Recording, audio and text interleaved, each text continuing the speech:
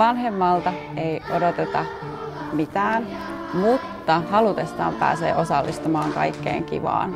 Tämä on tosi yhteisöllistä ja oppii tuntemaan toiset oppilaat, opettajat ja muut vanhemmat.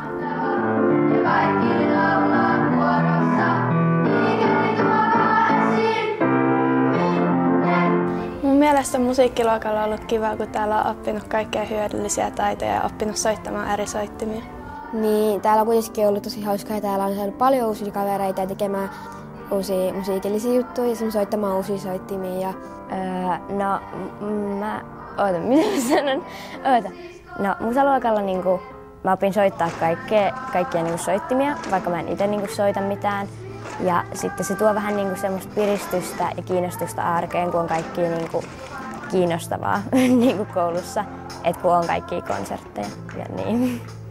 Aina joskus poikkeamaan sitä normaalikouluarjesta ja harjoittelemaan jotain konsertteja ja sitten esiintymään. Musiikkiluokkalainen pääsee tutustumaan perusopetuksen ohessa näihin ympärillä näkyviin soittimiin ja nämä tulee tutuksi. Sen lisäksi musiikkiluokkalainen pääsee laulamaan muita enemmän ja laulamisen parissa vietetään jonkin verran aikaa.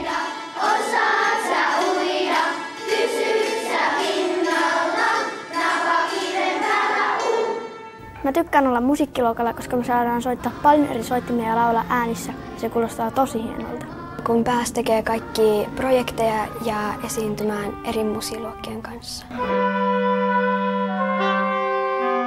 Musta musaluokalla on tosi kivaa, kun meillä on kaikenlaisia esityksiä ja mun mielestä paras on ollut se Circus Furioso. Se oli musta tosi kiva. Niin mä oon ainakin saanut tosi paljon uusia kavereita, vaikka mun omalta luokalta ei tullut ketään tänne. Jos tykkää esimerkiksi laulusta ja esityksistä, niin sit kannattaa hakea musiikkiluokalla.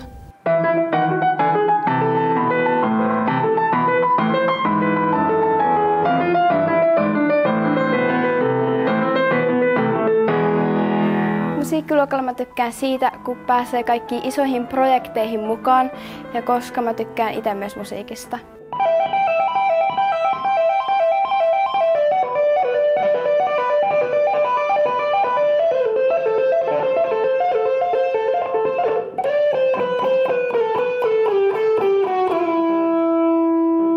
Musta on kiva päästä viettämään yläkouluvuodet mukavassa porukassa ja soittamaan bändillä luokkakavereiden kanssa.